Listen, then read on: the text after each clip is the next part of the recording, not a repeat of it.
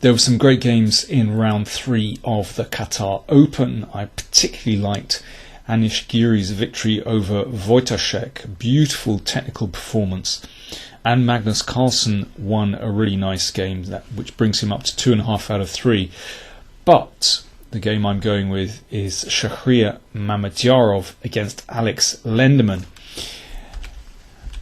Let's see what happened. Mamedyarov with the white pieces.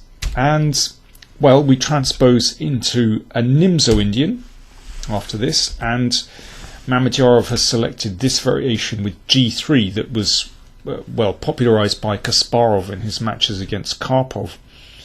And, well, this leads to very interesting positions, very dynamic positions.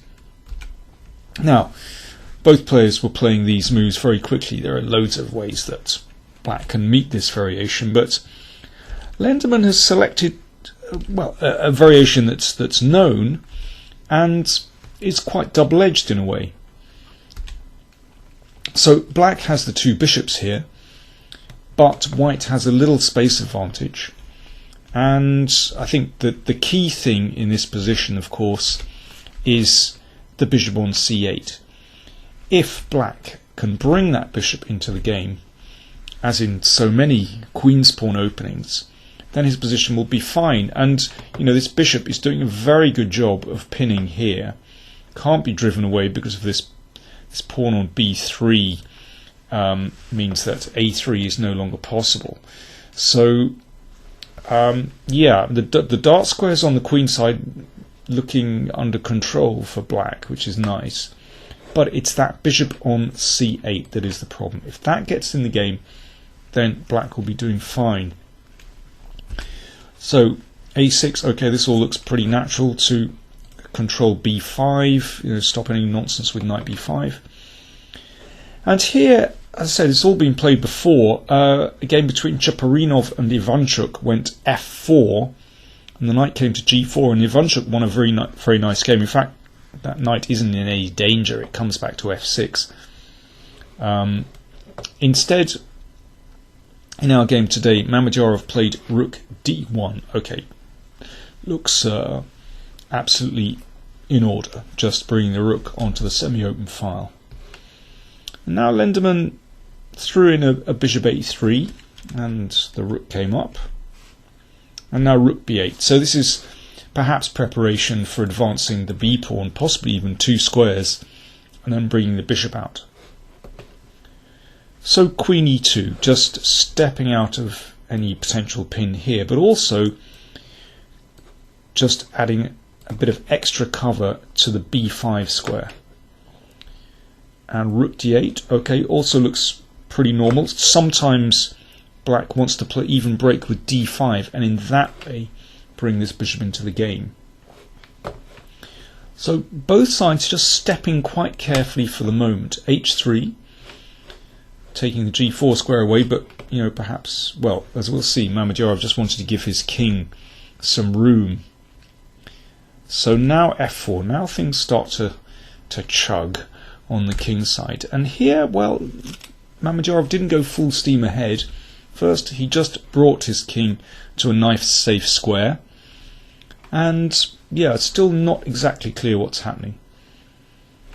Black would very much like to break with d5, but that's not possible here, because I'm afraid that queen is in a bad situation.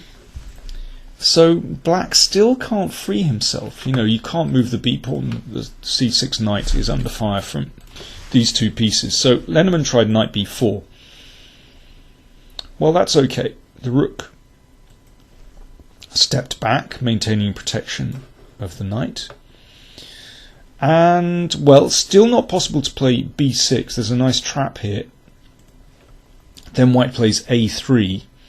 And, well, if knight goes back, then you win like that. And if queen takes, then the queen is trapped. So Lenderman very quickly just put the knight back on c6. And now queen d3. Now that's a very interesting move, as we're about to see. That queen not only maintains pressure on the d file, but also looks through this window down to the king side. And now bishop a3 from Lenderman. Now, tricky situation for white. Of course, if the rook goes up, then knight b4 forks rook and queen. And if the rook steps to the side, it's not really where it wants to be. Then, well, there are a few possibilities for black, but one could play bishop b4. And if the rook goes back, well, we could be repeating moves. And if the knight goes back to e2, then black can break out with d5.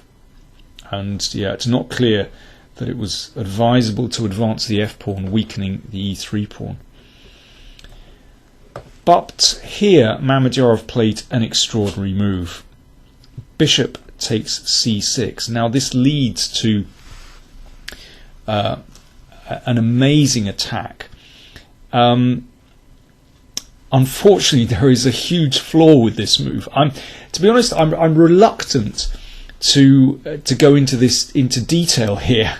I don't want to throw sunlight on magic and destroy this fantastic conception of Mamedyarov's. But for the record, black can actually play pawn takes bishop. Lenderman, I should say, Lenderman took the rook, and we'll look into that in detail. But actually, this is probably a good move, and I'm sure that Mamedyarov had intended knight c6. Probably both players saw this and thought that white just has a great position. The point being that after this, looks like white has won a pawn and everything's fine. I mean, in this position, this bishop still can't move. This is a great position for white. But in fact, there's a brilliant move for black here, rook d7. And incredibly, white is in huge trouble. If that rook moves, then bishop b4 traps the knight on a5. And if rook takes and rook d1, bishop e8 is very safe, and then the bishop comes to b4 and the knight is trapped. Now, there are various things that white can play, but it's not working. Now, of course, rook d7 is a very computery move. Very, very hard to spot in a game. Anyway, Lenderman played the obvious move, bishop takes rook. And then Mamedyarov retreated the bishop. So, at the moment, black is an exchange up, and it's his move. That bishop is on prise, so Lenderman moved it. Now he played the bishop to b2. Possibly bishop a3. Well, I'm not going to say it's better. It's just an alternative. It's just a bit different to the game. I mean, white has a pawn for the exchange and excellent compensation. I mean, you can see that these pieces just don't play any part in the defence on the king side. And white is threatening all kinds of nonsense here, perhaps moving the other knight over to e4. Anyway, bishop b2 played game, which looks very logical actually, because you perhaps want to exchange off one of these knights, and you're hoping to gain time by simply attacking the knight on c3. And now here is the amazing move.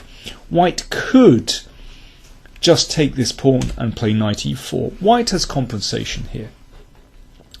But Mamedyarov played knight takes e6 in this position. I mean, this is incredible.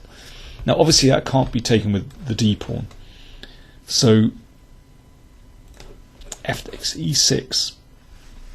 Now white is a whole rook down. It's unbelievable. Bishop takes h7 check. And now my computer thinks that king f7 is a draw. It looks mad to play like this. I mean, in a game one would never really play in such a way, but my computer says there is no way to force a win. Instead, black played the normal move, king h8. And now simply knight e4. Now what's incredible about this position is that white's attack is so slow motion. Now, there are lots of moves we would like to play. We would like to play knight g5 and then perhaps queen g6 and queen h5, or maybe queen e2 and queen h5. All these moves take time, but incredibly, it's very difficult for black to defend. Although I should say, it seems that there is no winning move against bishop f6. Again, this is all very computery variations, but white has a draw here after this. Queen g6. It seems that black's queen is just in time to defend, and well, white can force a draw here with queen f6 and perpetual check, but it looks like there's nothing more. But there are lots of alternatives here. Let's look at king takes bishop. That leads to mate straight away. Queen h7. If queen takes a2, looks a bit scary, but actually queen c2 is just a really strong move, and that kind of paralyzes black's pieces here. Black went for rook f8, which seems like a good idea to bring the rook over to the defense along the f-file, but in fact this slow motion attack of white's just looks like it's winning from this moment on, incredibly. I mean, Shahriar Mamedyarov's judgment was spot on here. For example, if d5, then the queen just drops back, and now you need to play queen h5 in order to force mate, and you just play b4, knocking the queen away from the 5th rank, and then you play queen h5 and so on.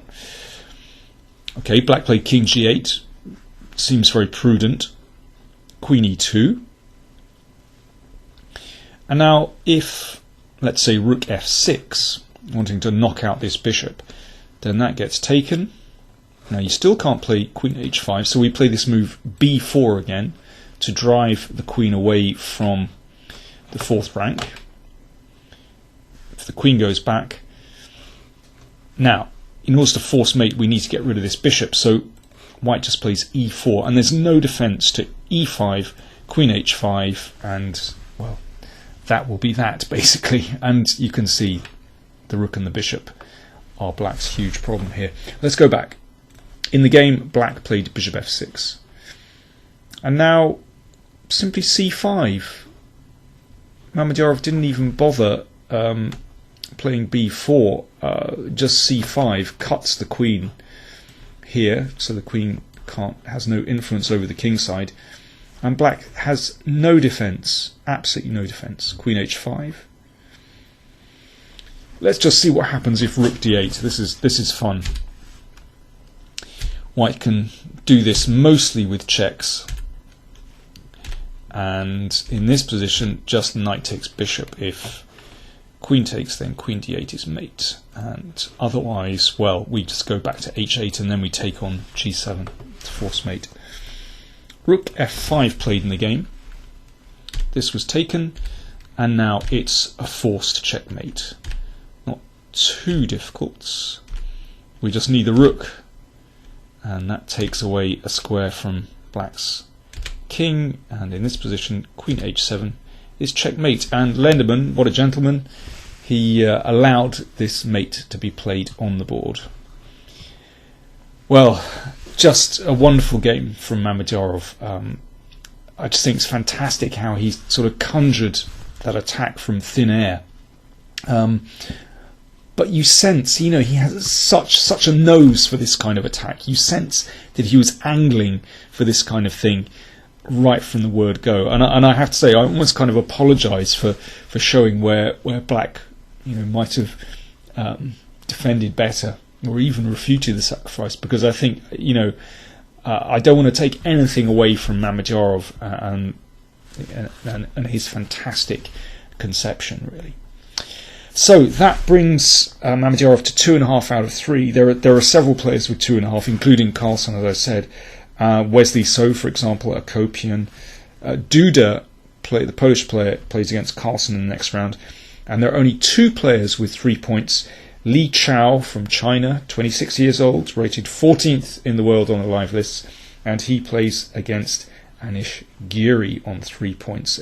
By the way, Anish Giri is now 2nd on the live rating list, and he has crossed over the 2800 barrier.